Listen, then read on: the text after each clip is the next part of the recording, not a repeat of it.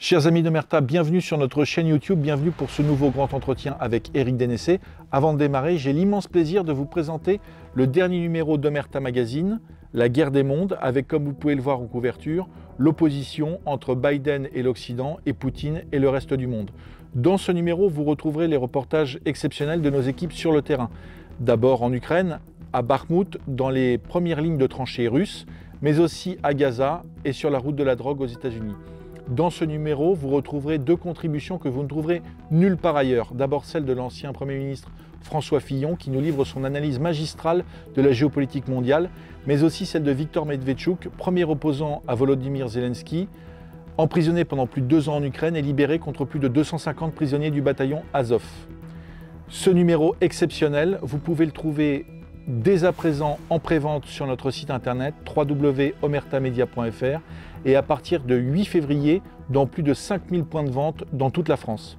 N'hésitez pas aussi à vous abonner à notre chaîne YouTube, à liker, commenter, partager cette vidéo.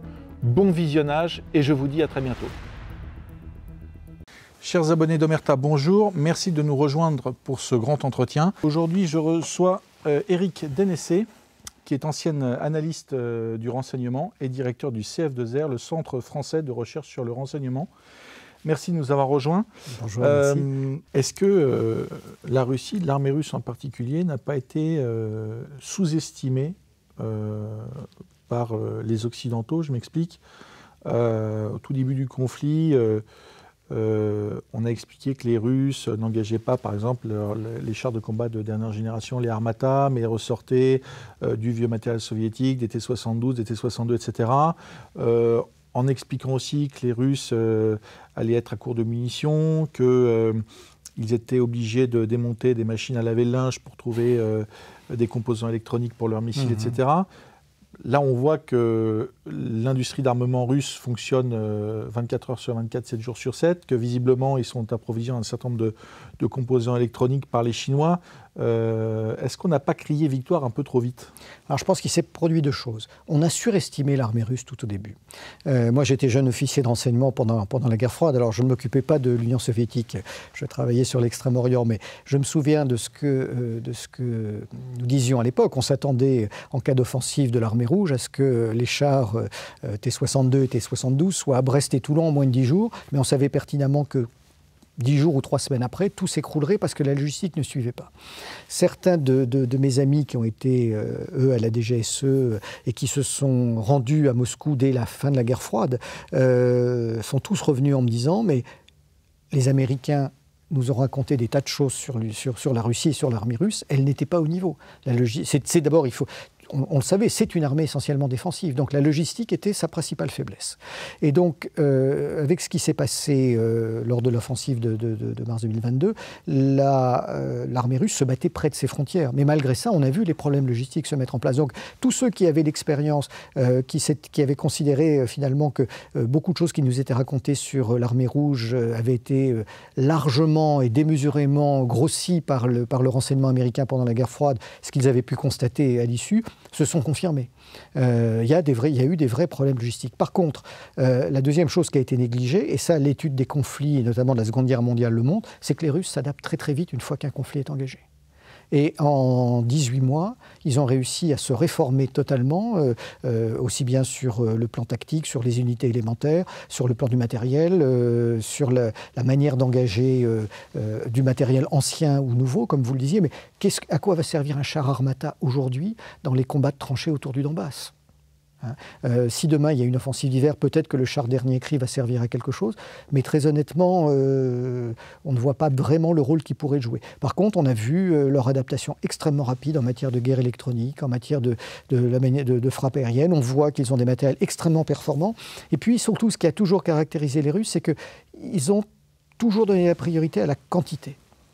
Alors ça veut dire qu'ils n'étaient pas toujours capables de faire une qualité similaire à ce que nous pouvons produire en Occident, mais ils ont toujours considéré que c'était plus important d'avoir des moteurs, des avions, des missiles, des bombes lisses, tout ce qu'il faut pour faire un conflit, plutôt que d'avoir, comme nous l'avons en Occident, quelques avions avec chacun quelques missiles, parce qu'une fois que tout cela est tiré, ça ne marche plus. Donc, honnêtement, le système qu'ils ont mis en place et qu'ils ont conservé après la guerre froide, en dépit de la réduction drastique de leurs forces armées, de la destruction d'une partie des matériels, des donations qu'ils ont fait ailleurs, fait qu'ils avaient une quantité d'armement disponible beaucoup plus élevée aujourd'hui. Elle ne semble pas inépuisable, comme on le voit avec les approvisionnements qu'ils cherchent à obtenir, soit d'Iran, ou qu'ils obtiennent d'ailleurs, soit de Corée du Nord, soit de Biélorussie ou ailleurs. Mais ce qui est normal, une guerre de 2 ans, vu la quantité de frappes qui sont réalisées est extrêmement consommatrice. Mais encore une fois, en s'extrayant du problème politique pur, sur le plan purement militaire, il y a des choses extrêmement intéressantes à étudier sur la manière dont l'armée russe s'est adaptée à ce conflit. Et finalement, aujourd'hui, globalement, c'est elle qui maîtrise le théâtre des opérations. Quoi qu'on en dise, en dehors de la propagande ukrainienne qui existe, qui veut faire croire que tout va bien du côté de Kiev, je crois qu'il faut être extrêmement lucide. C'est une défaite totale de la part des Ukrainiens sur leur contre-offensive depuis 4 mois.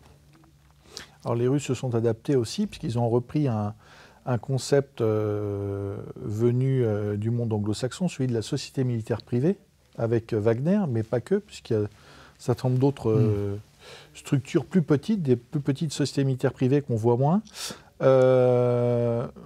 Comment est-ce que c'est quoi? Les Russes ont appris de ce qu'ils ont vu de la pratique des Américains, des Anglo-Saxons en Irak. Et deuxième question liée à ce sujet, comment pouvez-vous expliquer qu'en France, la France, les pays européens, soient toujours immobiles sur le sujet? Alors, je réponds à la deuxième question d'abord. Les pays européens ne sont pas immobiles, la France est immobile. Parce que nous avons même une loi qui interdit la société militaire privée. Nous avons des sociétés de sécurité privées qui interviennent à l'étranger. Nous avons des sociétés de conseil militaire, notamment le groupe Défense Conseil International, qui peut former des armées de l'air, des marines, des forces terrestres étrangères, mais dans des contrats d'État à État. Nous avons une loi qui interdit le mercenariat et des sociétés militaires privées au sens propre. Encore faut-il rappeler ce que c'est une société militaire privée. C'est une structure, je dirais, hiérarchique dans laquelle on va avoir des généraux, des colonels, des capitaines et des hommes du rang qui font soit de l'assistance technique, soit de l'accompagnement au combat, ou de la formation militaire pure. Donc ça, ce n'est pas autorisé par la France. Les Britanniques l'ont. C'est vrai que dans l'Union européenne, il n'y a pas beaucoup d'autres États qui pratiquent ce genre de choses. Les Britanniques, les Américains, les Sud-Africains ont gardé cette tradition-là. Alors effectivement, les Russes ont fait la même chose que les Occidentaux depuis le début des années 2000.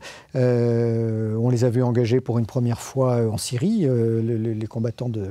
Alors, j'utilise le thème de Wagner, qui est un terme très générique, parce que Prigojine avait monté une constellation de sociétés dans lesquelles il y avait à la fois des sociétés d'exploitation minière ou d'autres activités économiques pures, et différentes sociétés portant différents noms faisant de la sécurité privée. Ce qui est intéressant, c'est de voir comment ils ont retourner ces sociétés chargées de faire de la sécurité privée pour les engager dans une zone de combat. Parce qu'on n'est plus dans le mercenariat, finalement, ce sont d'autres Russes qui combattent aux côtés de l'armée russe, en tout cas qui combattaient, puisqu'ils ont été majoritairement intégrés dans les rangs de l'armée russe, qui combattaient aux côtés de l'armée russe, finalement sous un autre drapeau. Mais ce qu'il faut se dire aussi, c'est qu'il y a sur le théâtre d'opération ukrainien, aujourd'hui, dans chaque camp, des tas de milices, de groupes divers et variés. On l'évoquait tout à l'heure, il y a des Tchétchènes des deux côtés. On va trouver des Occidentaux quasiment dans les deux camps, même s'ils sont plus nombreux côté de Kiev. La société militaire turque, la Sadat, a envoyé un certain nombre de combattants syriens côté ukrainien. Mais voilà, on a des tas de volontaires, y compris asiatiques, d'Asie centrale, qui arrivent sur ce théâtre d'opération. Alors essentiellement pour des raisons pécuniaires, puisque ce sont des choses qui sont rémunérées. Maintenant, un certain nombre de combattants sont vite revenus, parce que l'intensité des combats est telle et les pertes sont tellement élevées que ce n'est plus géré du domaine des sociétés militaires privées. Et donc, le flux semble se tarir en ce moment, en tout cas côté kievien. Alors, question un peu provocatrice. Vous êtes un habitué des plateaux de télévision, des médias. Comment est-ce que vous analysez le parti pris quand même assez généralisé sur les plateaux de télévision, qui, je dirais, laisse de côté l'analyse factuelle, rationnelle, la prise de recul sur les choses, pour un commentaire à chaud, et il faut le dire aussi, on parlait de sous-estimer les Russes, à tort en partie, mais de systématiquement expliquer que, en fait, au départ, il y a 6 mois, la contre-offensive ukrainienne était inarrêtable, et que là, l'échec de la contre-offensive ukrainienne n'est pas vraiment un échec, mais que les positions vont être gelées et qu'ils vont repartir après l'arrivée du matériel occidental. Comment est-ce que vous expliquez qu'on passe de l'analyse à une quasi-propagande ouverte et décomplexée? Oui, c'est une véritable propagande. Alors, je ne suis plus un habitué des plateaux de télé, puisque mon équipe et moi ne sommes plus invités pour parler de l'Ukraine. On nous invite encore quand il s'agit de parler d'Israël, du Hamas, des ballons chinois, de l'écoterrorisme et autres, mais sur l'Ukraine, nous ne sommes pas compétents a priori pour aucun des grands médias français. Donc c'est très amusant. C'est-à-dire qu'aujourd'hui, effectivement, nous ne pouvons pas avoir une position neutre. Depuis le début du conflit, nous avons une position le plus neutre possible en travaillant sur les questions, sur les aspects factuels. Et cette simple neutralité nous amène immédiatement à être critiqués, d'être présentés comme un think tank pro-russe. Voilà. Certains ont même voulu lancer des enquêtes sur l'origine de nos financements, pensant que peut-être Poutine nous arrogeait joyeusement. Oui, j'ai envie de dire, il serait important d'inverser cette logique, parce que, alors, pourquoi est-ce que je dis qu'il y a une propagande occidentale? Aujourd'hui, on vous parle de la propagande russe. Moi, je la vois parce qu'avec le CF2R, nous travaillons sur beaucoup de médias étrangers. Quand on ne peut pas avoir accès à Izvestia, à l'agence TASS, à un certain nombre de médias russes, nous allons les regarder par VPN sur d'autres plateformes. Voilà. Et donc là, on voit bien sûr une certaine orientation, plaidoyer pro-domo de la part des Russes. Mais dire qu'il y a une propagande russe en France, ça me fait éclater de rire, parce que tous les médias russes ont été interdits. Donc le Français qui est chez lui de son poste de télévision n'est pas victime de la propagande russe, parce que nous l'avons bloqué. Donc, par contre, il est victime à 200% de cette propagande pro-ukrainienne, dont il serait intéressant de tracer le financement, parce que un certain nombre de médias, écrits, audiovisuels, bien sûr pas les très grandes chaînes, qui étaient à 2 doigts de déposer le bilan il y a encore quelques années, ont retrouvé une deuxième jeunesse. Et donc, moi, ça m'intéresserait de voir de quelle façon leurs financements sont arrivés. On sait très bien que les Américains, et c'est l'une de leurs grandes spécialités, ont mis en place toutes leurs grandes agences de communication et de relations publiques, comme ils l'avaient fait pour préparer la guerre en Irak en 1991, comme ils l'ont fait en 2003. Donc ça, c'est de notoriété. Et donc, tous les grands médias, finalement, sont dans ce mainstream médiatique qui fait qu'on ne peut dire que des choses qui vont dans le sens de Kiev. Or, il suffit de vérifier en plus les assertions pour se rendre compte qu'elles sont fausses. Les jugements peuvent être gratuits, ça c'est une chose, mais sur un certain nombre de faits, on est dans du mensonge pur et simple. Et ce qui est très amusant, c'est qu'au bout de 2 ans, ce matraquage médiatique unilatéral et grossier et grotesque, finalement, ne porte pas. Parce qu'on s'en rend compte, on voit cette désaffection des grands médias vers des médias alternatifs. On voit lorsqu'on échange sur des tas de lieux, des colloques et autres, que finalement les gens ne sont pas crédules et que tout ce qui est raconté finalement est tellement gros qu'à un moment donné, ça ne porte plus. Ça, maintenant, on n'y peut rien. On est dans une logique qui est de cette nature. Mais ce qui est très frappant, c'est que ça commence à peine à frémir en ce moment avec l'inversion de la logique de terrain.